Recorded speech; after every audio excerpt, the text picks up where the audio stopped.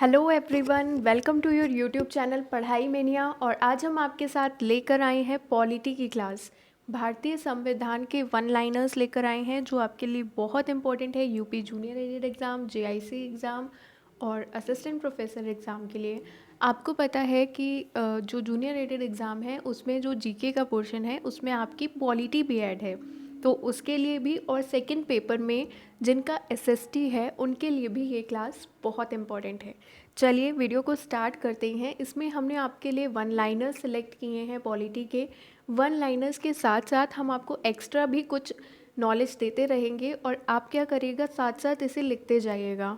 चलिए स्टार्ट करते हैं वीडियो। सबसे पहला है, संविधान सभा की झंडा समिति के अध्यक्ष थे। ये क्वेश्चन बहुत से बच्चों को कंफ्यूज करता है और बहुत से बच्चे इसमें कंफ्यूज रहते हैं कि जेबी कृपलानी होगा या राजेंद्र प्रसाद होगा। तो इसका जो राइट आंसर है वो है संविधान सभा की झंडा समिति के अध्यक्ष थे डॉक्टर राजेंद्र प्रसाद। भारत के प्रथम राष्ट्रपति थे ये। और संविधान सभा की पहली बैठक कब हुई थी? 9 दिसंबर 1946 को। और इस दिन जो अस्थायी अध्यक्ष थे वो थे सच्चिदानंद सिन्हा। और अगर आपसे पूछा जाए कि संविधान सभा के स्थायी अध्यक्ष कौन थे, तो संविधान सभा के स्थायी अध्यक्ष थे डॉक्टर राजेंद्र प्रसाद। और अगर आपसे पूछा जाए कि डॉक्टर राजेंद्र प्रसाद और किस समिति के अध्यक्ष थे, तो संचालन समिति के भी अध्यक्ष थे डॉक्टर राजेंद्र प्रसाद। नेक्स्ट है, भारत के मूल संविधान में अनुसूचियों की संख्या थी। अगर आपसे पूछ रहा है कि भारत में मूल संविधान का मतलब कि ओरिजिनल कॉन्स्टिट्यूशन में कितने शेड्यूल्स थे, कितनी अनुसूचियां थी, तो आपका आंसर होगा 8। अब देखा जाए, प्रेजेंट में देखा जाए तो कितनी अनुसूचियां हैं? 12 अनुसूचियां हैं। कुल मिलाकर 4 अनुसूचियां जो हैं वो और जोड़ी गई हैं। तो कौन कौन सी 4 अनुसूचियां जोड़ी गई हैं उसे मैं यहाँ पे बताती हूँ। जो 9th अनुसूची है, 9वीं अनुसूची है, वो पहले संविधान संशोधन द्वारा जोड़ी गई, फर्स्ट कॉन्स्टिट्यूशन अमेंडमेंट द्वारा। फिर इसके बाद जो 10वीं अनुसूची थी वो 52वें संविधान संशोधन द्वारा जोड़ी गई।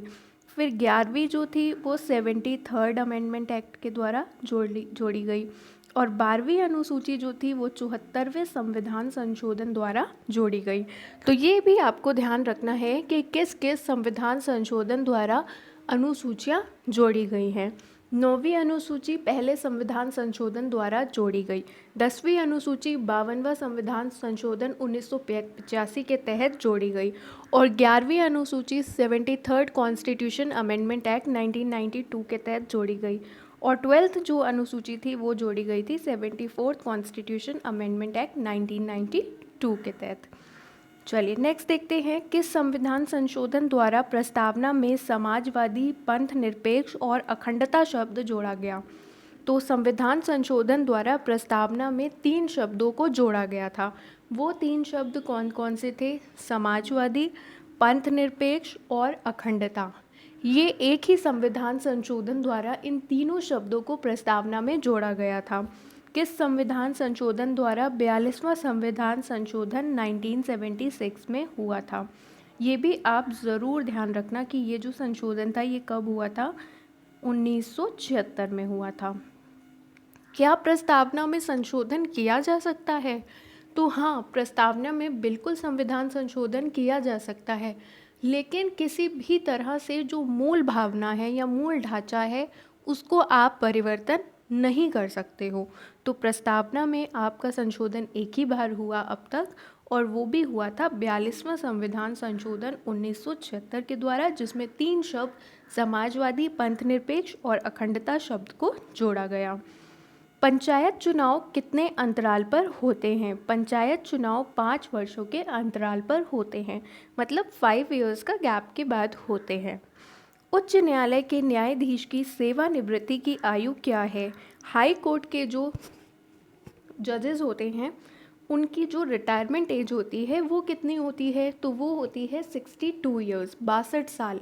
और अगर आपसे पूछा जाएगा कि सर्वोच्च न्यायालय के, तब आपका आंसर क्या हो जाएगा? 65 ईयर्स।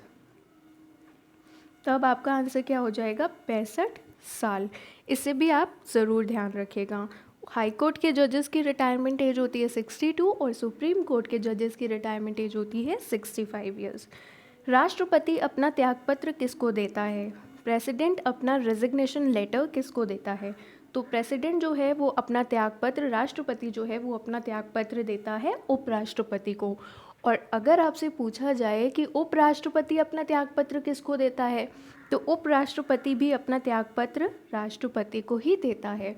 और अगर मान लीजिए आपसे पूछा जाए कि राष्ट्रपति को शपथ कौन दिलाता है, तो राष्ट्रपति को शपथ दिलाता है सुप्रीम कोर्ट का चीफ जस्टिस, या अगर वो नहीं है तो कोई भी जजेस जो होगा वो दिला देगा। नेक्स्ट, भारतीय संविधान सभा में कुल कितनी महिलाएं थी? तो भारतीय संविधान सभा में कुल 15 महिलाएं थी।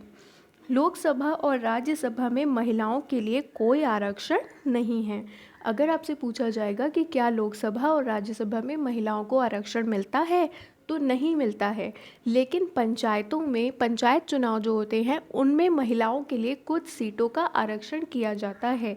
और अगर आपसे पूछा जाएगा कि कितनी सीटों का आरक्षण किया जाता है पंचायतों में, तो 1/3, 1/3 सीटों का आरक्षण महिलाओं के लिए वहाँ पर किया जाता है।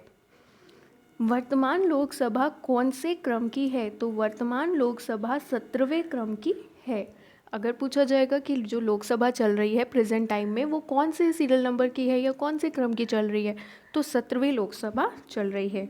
लोकसभा की प्रत्येक बैठक के प्रथम घंटे को क्या कहा जाता है?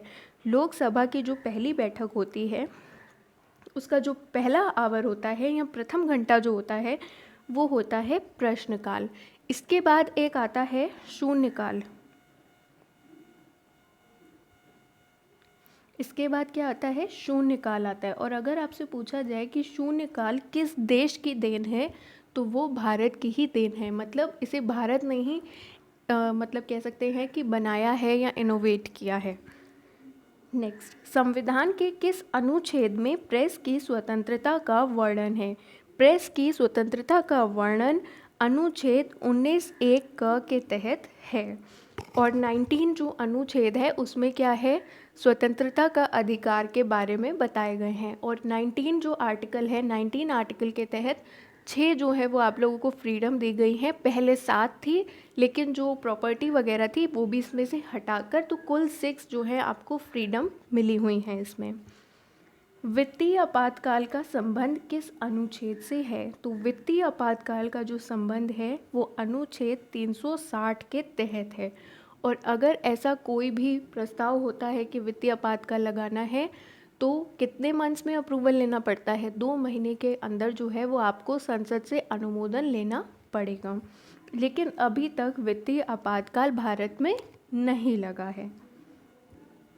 किस अनुच्छेद के तहत राष्ट्रपति के पास क्षमादान की शक्तियां हैं? आपको पता है कि राष्ट्रपति के पास क्षमादान की शक्तियां होती हैं। क्षमादान का मतलब कि किसी की सज़ा को कम करना, किसी की सज़ा की प्रकृति को बदलना। मतलब कोई टफ़ पनिशमेंट थी, कोई बहुत मुश्किल सज़ा थी, तो उसका जो फॉर्म था, उसकी जो प्रकृति थी उसको सरल कर दी। तो ऐसी भी पावर किसके पास होती है? राष्ट्रपति के पास होती है। और राष्ट्रपति के पास क्षमादान भी होता है। किसी को फांसी की सज़ा दी गई है तो उसे भी वो माफ़ कर सकता है। तो ये जो शक्ति होती है ये सिर्फ़ और सिर्फ राष्ट्रपति के पास ही होती है। अगर पूछा जाएगा क्या राज्यपाल के पास भी होती है, तो राज्यपाल के पास फांसी की सज़ा को माफ़ करने की जो शक्ति होती है वो उसके पास नहीं होती है।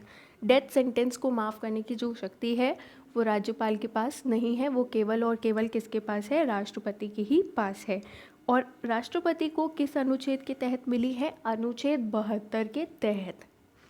और ध्यान रखिएगा, राष्ट्रपति किस अनुच्छेद के तहत शपथ लेता है? अनुच्छेद 60 में शपथ का प्रावधान है। और महाभियोग किस में है? अनुच्छेद 61 में है। केंद्र और राज्यों के बीच मध्य विवादों को सुलझाने के लिए किस समिति की स्थापना की गई? बहुत इम्पॉर्टेंट समिति है, बहुत सारे एग्ज़ाम्स में पूछी गई है। सरकारिया समिति जो है वो केंद्र और राज्यों के मध्य विवादों को सुलझाने के लिए स्थापित की गई है। तो आज के ये जो वन लाइनर्स हैं वो यहीं पे कंप्लीट होते हैं।